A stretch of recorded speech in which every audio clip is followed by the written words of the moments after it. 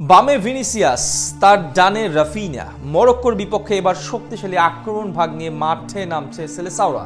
বিশ্বকাপে নিজেদের প্রথম ম্যাচেই জয় তুলে নিতে মাস্টার প্ল্যান সাজাচ্ছেন কোচ কার্লো অ্যানচেলোত্তি।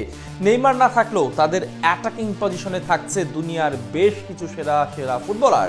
সব মিলিয়ে মরক্কোর বিপক্ষে প্রথম ম্যাচে কেমন হতে চলেছে ব্রাজিলের সেরা আক্রমণ ভাগ, সেটাই জানবো রিপোর্ট।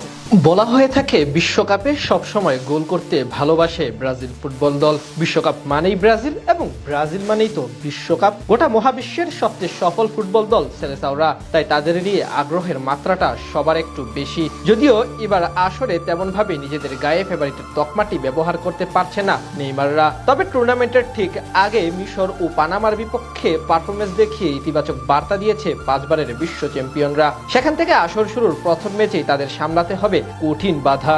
আফ্রিকান অঞ্চলের চ্যাম্পিয়ন মরক্কোর বিপক্ষে ম্যাচ দিয়ে মিশন শুরু করবে সেলেসাওরা, যেই ম্যাচে তাদের সবচেয়ে সামর্থ্যের জায়গা হতে পারে আক্রমণ ভাগ। তাই প্রশ্ন উঠেছে বিশ্বকাপের প্রথম ম্যাচে কোন কোন স্ট্রাইকার এবং কি ফরমেশনে একাদশ সাজাবেন কোচ আনচেলোত্তি। আক্রমণ ভাগের কথা উঠলেই আসবে ভিনিসিয়াস জুনিয়রের নাম। বর্তমানে বিশ্বের অন্যতম সেরা উইঙ্গার ধরা হয় তাকে। রিয়াল মাদ্রিদ তারকা আসলে নেইমারের পর ব্রাজিলের সবচেয়ে গুরুত্বপূর্ণ সদস্য হিসেবে বিবেচিত হচ্ছেন, তাই তাকে ভালো কিছু করে দেখাতে হবে। সেদিক থেকে মরক্কোর বিপক্ষে নিজেদের প্রথম ম্যাচে বাম প্রান্তের দায়িত্ব উঠতে পারে তার কাঁধে। বিশ্বকাপে প্রস্তুতি ম্যাচে মিশরের বিপক্ষে প্রথমার্ধ পর্যন্ত মাঠে থাকলেও মূল ম্যাচে আনচেলোত্তির সবচেয়ে বড় ট্রাম্প কার্ড হতে পারেন ভিনিসিয়াস জুনিয়র। তাকে অবশ্যই বড় ভূমিকা রাখতে হবে মরক্কোর বিপক্ষে।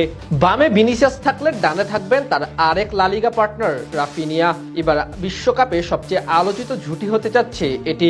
একজন খেলেন রিয়াল মাদ্রিদে, অন্যজন তাদের চিরপ্রতিদ্বন্দ্বী বার্সেলোনায়। তবে জাতীয় দলে তাদের উভয়ের গুরুত্ব সমান। ব্রাজিল দলে বর্তমানে নেইমারের পরেই সেরা পারফর্মার রাফিনিয়া। ক্লাব ফুটবলেও কাটিয়ে এসেছেন অসাধারণ মৌসুম। বার্সার হয়ে সদ্য শেষ হওয়া সিজনে 33 ম্যাচে মোট 21 গোল এবং 8 অ্যাসিস্ট এসেছে রাফিনিয়ার পা থেকে। ব্রাজিলের জার্সিতে ক্যারিয়ারে করেছেন 11 গোল। সেখান থেকে রাইট উইংয়ে তিনি হবেন সেরা চয়েস। সেন্টার ফরওয়ার্ড হিসেবে মিশর ম্যাচের মতোই থাকতে পারেন ইগোর থিয়াগো। এবার বিশ্বকাপে ব্রাজিলের জন্য এক সারপ্রাইজ প্যাকেজ হতে পারেন এই ফুটবলার। ইংলিশ প্রিমিয়ার লিগে সবশেষ সিজনে রীতিমতো তাক লাগিয়ে দিয়েছেন তিনি। ব্যাডফোর্ড এফসির হয়ে সর্বশেষ সিজনে 40 ম্যাচে 25টি গোল এবং 1টি অ্যাসিস্ট করেছেন এই দীর্ঘদেহী ফরওয়ার্ড। সব ঠিক থাকলে দলের সেরা নাম্বার 9 হতে পারেন তিনি। তবে ম্যাচের দ্বিতীয়ার্ধে নামানো হতে পারে প্রস্তুতির ম্যাচের দুটিতেই গোল করা তরুণ তারকা এন্ড্রিককে। ক্লাব এবং জাতীয় দল উভয় জায়গায় দারুণ সময় পার করছেন এন্ড্রিক। সবশেষ ম্যাচ অনুযায়ী যদি মরক্কোর বিপক্ষেও একাদশ সাজান আনচেলোত্তি,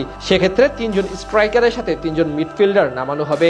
সেক্ষেত্রে ডিফেন্সিভ মিডে অভিজ্ঞ কাসিমেরুর সাথে আরো থাকতে পারেন লুকাস পাকেতা ও মিশরের সাথে ম্যাচে গোল করা ব্রুনো গিমারায়েস। সব মিলিয়ে বলা চলে আগামী 14 জুন ম্যাটলাইফ স্টেডিয়ামে নিজেদের সেরা হাতিয়ারগুলো নিয়েই আক্রমণ সাজাবেন কার্লো আনচেলোত্তি, যা দিয়ে তিনি প্রথম ম্যাচেই জয় তুলে নেওয়ার চেষ্টা করবেন।